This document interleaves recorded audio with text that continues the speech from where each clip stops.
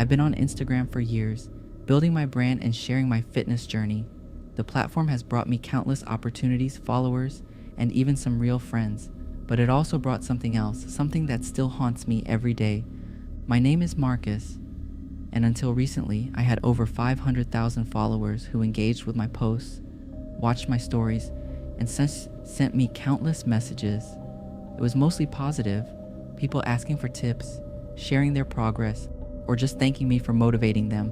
But one day, everything changed when a user named Jane Doe started commenting on my posts. At first, her comments were flattering. She praised my dedication and physique, complimenting every new post with enthusiastic remarks. I remember thinking it was nice to have such a supportive fan. But as weeks went by, her comments became more frequent and intense. She'd leave long messages about how she felt connected to me, claiming she understood me better than anyone else. I shrugged it off at first. It was the internet, after all. People say all sorts of things online. But then, Jane Doe started posting pictures, real-time photos of me at the gym, on my morning runs, and even when I was out with friends. The first time I noticed it, I felt a shiver run down my spine. How was she getting these pictures? I checked my privacy settings, making sure everything was as secure as possible. But the photos kept coming. Her captions got creepier. "You're doing great, Marcus. I'm always watching you." I felt violated and exposed. I blocked her account thinking that would be the end of it. But the next day, a new account popped up with the same handle and the same haunting content. It was like she was always one step ahead. Things escalated quickly after that. I started receiving DMs from her, long messages detailing my day-to-day activities, things only someone close to me would know. My heart raced every time I saw a notification from her. I felt like I was being watched 24/7, and it was driving me insane. One night, after a long day, I received a DM with a photo of myself sleeping. The image was taken from my bedroom window, and the caption read, "You look peaceful, Marcus. I'll see you soon." The terror that gripped me was unlike anything I had ever felt. How had she gotten so close without me noticing? Panicked, I contacted the police, showing them the messages and photos. They took my concerns seriously and promised to look into it, but they couldn't trace the account. It was as if she was a ghost, always disappearing before we could catch her. I doubled down on my security, installing cameras and changing my locks. But no matter what I did, I couldn't shake the feeling of being watched. The anxiety and fear took a toll on me. I became paranoid, constantly looking over my shoulder, suspecting everyone. My friends noticed the change, but I couldn't bring myself to explain. What if they thought I was losing it? The breaking point came one morning when I woke up to find a note pinned to my chest. "You belong to me," it read in an elegant, almost loving script. I froze, my mind racing as I tried to understand how she had gotten into my apartment. The cameras, the locks, none of it mattered. She was always one step ahead. Terrified, I called the police again, desperate for help. They arrived quickly, combing through my apartment for clues, but just like before, they found nothing. It was as if Jane Doe vanished into thin air, leaving no trace behind. That night, I couldn't sleep. Every creak and rustle sent my heart racing. I kept picturing her just outside my window, watching and waiting. When morning finally came, my exhaustion was overwhelming, but the nightmare was far from over. I never saw Marcus again after that night. The news hit hard, a shock that rippled through our community. The police found him in his apartment, a chilling scene that confirmed our worst fears. He had been murdered. The note, "You belong to me," pinned to his chest. It was the same script, the same message that haunted him for weeks. The case remains unsolved, a mystery that still sends chills down my spine. The account went dark after Marcus's death, leaving no clues or leads. I can't shake the feeling of dread that lingers, the fear that Jane Doe is still out there, watching and waiting for her next victim. The community mourned Marcus, but the fear stayed with us. I think about him often, about how a life so full of promise was cut short by an obsession. It's a reminder of the darker side of social media, a place where admiration can turn into something sinister. Every time I log in, I think of Marcus, hoping that somehow, somewhere, he's found peace.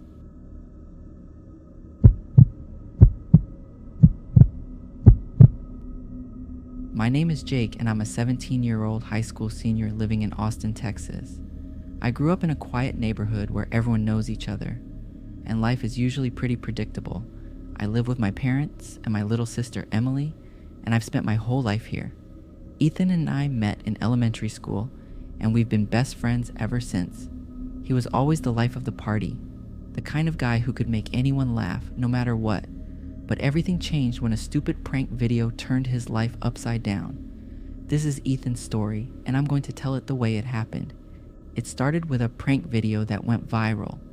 Ethan had this idea to stage a disappearing act during a fire drill at school. With some clever editing, he made it look like he vanished into thin air, leaving everyone scratching their heads. It was a hit. Overnight, Ethan became the disappearing kid, and his Instagram followers shot through the roof. Everyone loved it. Everyone except at the final cut. At first, Ethan loved the attention.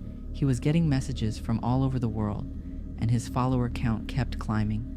But along with the fame came the hate. Some people didn't find the prank funny at all. One account at the final cut was especially harsh, posting cryptic comments like, "The truth will come out," and "This is just the beginning." Ethan brushed it off as just another internet troll, but I could tell it bothered him. Who wouldn't be upset by that kind of attention? We laughed about it at first, but deep down, I could see that it was getting to him. Then, at the final cut, started sending Ethan direct messages. They were videos, edited to show Ethan in strange and terrifying ways. In these videos, Ethan was seen lying lifeless, his skin pale and cold. They were chilling, almost like watching someone predict his death. At first, we thought they were fake, but they were too real, too disturbing. I remember one night, Ethan called me in a panic. He'd just received another video. This time, it showed him in his own room, motionless. He was scared, and I was scared for him. We tried to figure out who could be behind it, but nothing made sense. There were no clues, no leads, just those terrifying videos. As if things couldn't get any worse, At the Final Cut started a countdown. It appeared on Ethan's Instagram feed, a series of numbers ticking down with the caption, "The end is near."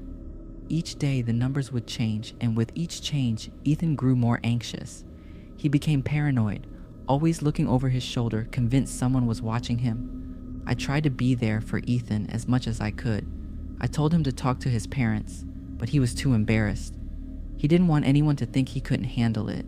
He even tried going to the police, but they couldn't do much. It was just an Instagram account after all. The last day of the countdown arrived. Ethan spent the day at school in a daze, hardly speaking to anyone. We were supposed to hang out after school, but he texted me saying he needed to be alone. I didn't push it. I wish I had. That night, I got a call from Ethan's mom. She was crying, and I couldn't understand her at first. Then the words hit me like a punch to the gut. Ethan was dead. They found him in his room, an apparent suicide. Beside him was a note, but it didn't make any sense. It simply read, "The truth will set you free." The final post from At the Final Cut went up minutes before Ethan died. It was a video titled Ethan's Last Moments. In the video, Ethan looked scared and lost, sitting in his room just like I'd seen him do 100 times before. The camera zoomed in on him as he wrote the note, folded it, and placed it on his bed. Before anyone could trace the account, At the Final Cut was deleted, disappearing without a trace. The police couldn't find anything. No leads, no evidence, just a chilling mystery and a life cut short. Now the town whispers about what happened. Some say it was a cruel prank taken too far. Others think something darker was at play. All I know is that Ethan's gone, and the truth, whatever it might be, is something we'll never truly understand. I lost my best friend to a nightmare that began with a viral video, and it's a story I'll carry with me for the rest of my life.